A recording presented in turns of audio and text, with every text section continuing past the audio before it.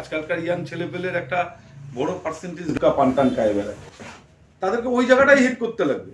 কিন্তু তোর মাসে 1,000 টাকা তো গুটখার খরচা হয়, এটা তো দিদি দিবে রে। আজকালকার ইয়াং ছেলেপেলের একটা বড় পার্সেন্টেজ পানটান খায় বেড়ায়, তাদেরকে ওই জায়গাটাই হিট করতে লাগবে। কিন্তু তোর মাসে 1,000 টাকা তো গুটখার খরচা হয়, এটা তো দিদি দিবে রে। আসানসোলে যেতে লেগেছে। এই লোকগুলোকে যদি আমরা ঠিক মতন কনভিন্স করতে পারি, আমার মনে হয় আমাদের এবার ভোটে জেতা শুধু সময়ের অপেক্ষা। পাশাপাশি দিদি যে কল্পতরুভাবে আমাদেরকে বিভিন্ন প্রকল্পের বিভিন্ন সুযোগ সুবিধাগুলো দিল, সেই সুযোগগুলো তো আছেই। মহিলাদের ভোটটা একটা কংক্রিট জায়গায় চলে গেল। পাশাপাশি আমাদের যুব সমাজের ভোটটা একটু নেগেটিভ সাইডে ছিল, সেটাও কিন্তু আমাদের যুব সাথীর মাধ্যমে একটা বড় বার্তা দিদি দিয়ে দিলেন। সেটাকে ফসলটা কিন্তু আমাদের তুলতে হবে। আজকালকার ইয়াং ছেলেপেলের একটা বড় পার্সেন্টেজ পানটান খায় বেড়ায়, তাদেরকে ওই জায়গাটাই হিট করতে লাগবে। কিন্তু তোর মাসে 1,000 টাকা তো গুটখার খরচা হয়, এটা তো দিদি দিবে রে। আমি নিজেকে শুদ্ধই বলছি, প্রত্যেকটা নেতা যদি আমরা একটু সংযত হই, তবেই আমরা আমাদের সেটা কোনো ব্যাপার না। তাজ্জব প্রকাশ্যে একটা সভায় 10 জনের সামনে এরকম একটা নেতৃস্থানীয় কোনো ব্যক্তি এই কথা বলতে পারে, এইটা আমাদের সমাজের লজ্জা। এবং উনি সত্যি কথাই বলছে, এই সরকার আসার পর থেকে সারা বাংলা জুড়ে কোনো কর্মসংস্থান নাই, বেকারে ভরে যাচ্ছে সারা বাংলা, যুব সমাজের কাজ নাই, কি করবে? যুব সমাজকে তো আটকাতে হবে, কিছু ভোলাতে হবে। উনি বলছেন এটা পান গুটখার খরচ, অ্যাকচুয়ালি তা না। এই ভাতা আস্তে আস্তে বাড়বে, আরও নেশায় বুধ হয়ে যাও। বাংলার যুব সমাজ নেশায় বুধ হয়ে দেখো, কাজ করবা না, কাজ চাবা না, কাজ ছেলেই সমস্যা, কাজ চাবা না, নেশায় বুধ হয়ে থাকো। এই সমাজ এইভাবে তৈরি হচ্ছে বাংলা, যে বাংলার কৃষ্টি, বাংলার সংস্কৃতি, বাংলার ঐতিহ্য সারা ভারতবর্ষ সম্মান করতো, আজ সেই বাংলা সংস্কৃতি ধূলিসাৎ হয়ে যাচ্ছে। আজকে গেলে দেখা যায় বেকার ছেলেরা, কাজ নেই। আইটি যারা করছে তারা যাচ্ছে বাইরে কাজ করতে, আর যারা খুব অল্প শিক্ষিত, স্বল্প শিক্ষিত, তারাও কাজ নেই, তারা যাচ্ছে রাজস্থান, কেরালায় লেবারের কাজ করতে। এই সারা বাংলায় চলছে। বাঙালিতে আমরা বাইরের অন্য স্থানে খুঁজে, অন্য রাজ্যে খুঁজে পাচ্ছি, বাংলায় পাচ্ছি না। তাহলে এক কথায় কি বাজেটটাই দিশাহীন? বলুন। এক কথায় নিঃসন্দেহে এগুলো তো লোক দেখানো ভোটের আগের বাজেট। আমি একটা এখানে আসতে ঘুরতে ঘুরতে দেখছিলাম, আজকে কথা হচ্ছিল, বিভিন্ন জায়গায় যাচ্ছি, বিভিন্ন বয়স্ক মহিলা, বয়স্ক ভদ্রলোক, তারা বলছে কোনো কিছু ভাতা পাচ্ছে না। একই জিনিস চলছে, সারা সমাজটাই শেষ করে দিচ্ছে এই সরকার। এই সরকার অবিলম্বে যদি না যায়, এই যেটুকু আছে বাংলার ফিরিয়ে আনার বা রিভাইভ করার, সেইটাও নষ্ট হয়ে শেষ হয়ে যাবে। অবিলম্বে এই সরকারকে বিতরণ করা দরকার বাংলা থেকে, বাংলাকে বাঁচাতে, বাংলার যুব সমাজকে বাঁচাতে, বাংলার নারীদের বাঁচাতে, এবং সর্বোপরি বাংলাকে বাঁচাতে গিয়ে এই সরকারকে অবিলম্বে সরানো দরকার। আজকালকার ইয়াং ছেলেপেলের একটা বড় পার্সেন্টেজ পানটান খায় বেড়ায়, তাদেরকে ওই জায়গাটাই হিট করতে লাগবে। কিন্তু তোর মাসে 1,000 টাকা তো গুটখার খরচা হয়, এটা তো দিদি দিবে রে। আজকালকার ইয়াং ছেলেপেলের একটা বড় পার্সেন্টেজ পানটান খায় বেড়ায়, তাদেরকে ওই জায়গাটাই হিট করতে লাগবে।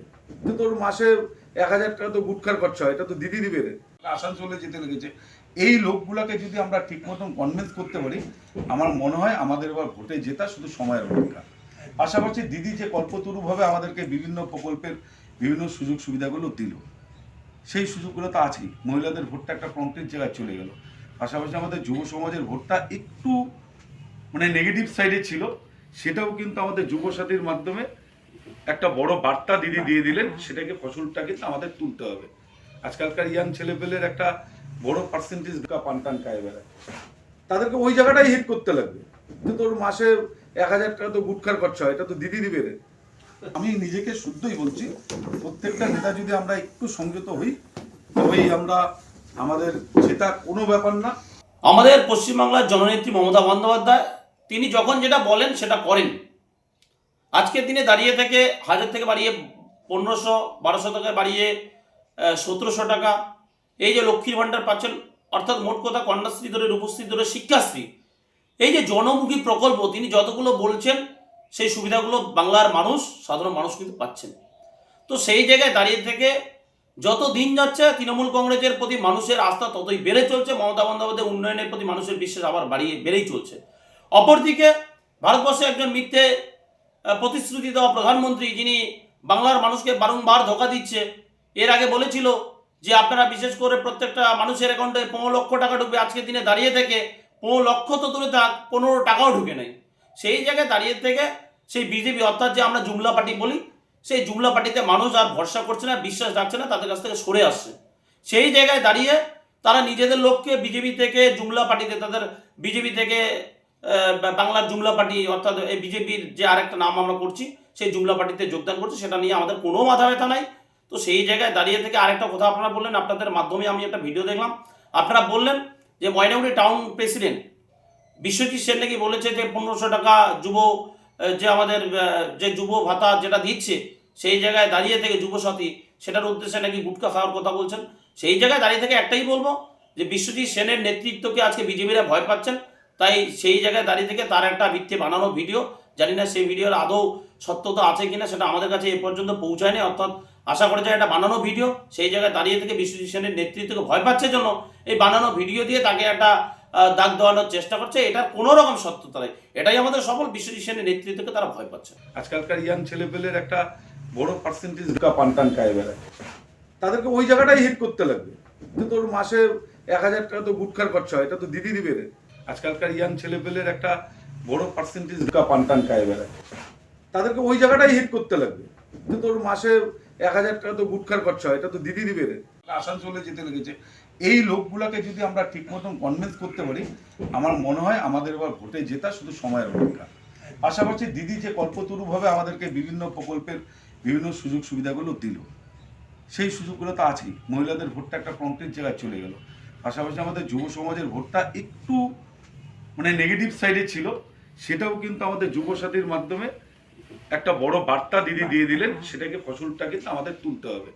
আজকালকার ইয়াং ছেলেপেলের একটা বড় পার্সেন্টেজ পানটান খায় বেড়ায়, তাদেরকে ওই জায়গাটাই হিট করতে লাগবে। কিন্তু ওর মাসে 1000 টাকা তো গুটখার খরচা হয়, এটা তো দিদি দিবে রে। আমি নিজেকে শুদ্ধই বলছি, প্রত্যেকটা নেতা যদি আমরা একটু সংযত হই তবেই আমরা আমাদের সেটা কোনো ব্যাপার না। তাজ্জব, প্রকাশ্যে একটা সভায় 10 জনের সামনে এরকম একটা নেতৃস্থানীয় কোনো ব্যক্তি এই কথা বলতে পারে, এইটা আমাদের সমাজের লজ্জা। এবং উনি সত্যি কথাই বলছে, এই সরকার আসার পর থেকে সারা বাংলা জুড়ে কোনো কর্মসংস্থান নাই, বেকারে ভরে যাচ্ছে সারা বাংলা, যুব সমাজের কাজ নাই, কি করবে? যুব সমাজকে তো আটকাতে হবে, কিছু ভোলাতে হবে। উনি বলছেন একটা পান গুটখার খরচ, অ্যাকচুয়ালি তা না। এই ভাতা আস্তে আস্তে বাড়বে, আরও নেশায় বুঁদ হয়ে যাও, বাংলার যুব সমাজ নেশায় বুঁদ হয়ে দেখো, কাজ করবা না, কাজ চাবা না, কাজ চালেই সমস্যা, কাজ চাবা না, নেশায় বুঁদ হয়ে এই সমাজ। এইভাবে তৈরি হচ্ছে বাংলা, যে বাংলার কৃষ্টি, বাংলার সংস্কৃতি, বাংলার ঐতিহ্য সারা ভারতবর্ষ সম্মান করতো, আজ সেই বাংলা সংস্কৃতি ধূলিসাৎ হয়ে যাচ্ছে। আজকে গেলে দেখা যায় বেকার ছেলেরা কাজ নেই, আইটি যারা করছে তারা যাচ্ছে বাইরে কাজ করতে, আর যারা খুব অল্প শিক্ষিত স্বল্প শিক্ষিত তাদেরও কাজ নেই, তারা যাচ্ছে রাজস্থান কেরালায় লেবারের কাজ করতে। এই সারা বাংলায় চলছে। বাঙালিতে আমরা বাইরের অন্য স্থানে খুঁজে, অন্য রাজ্যে খুঁজে পাচ্ছি, বাংলায় পাচ্ছি না। তাহলে এক কথায় কি বাজেটটাই দিশাহীন?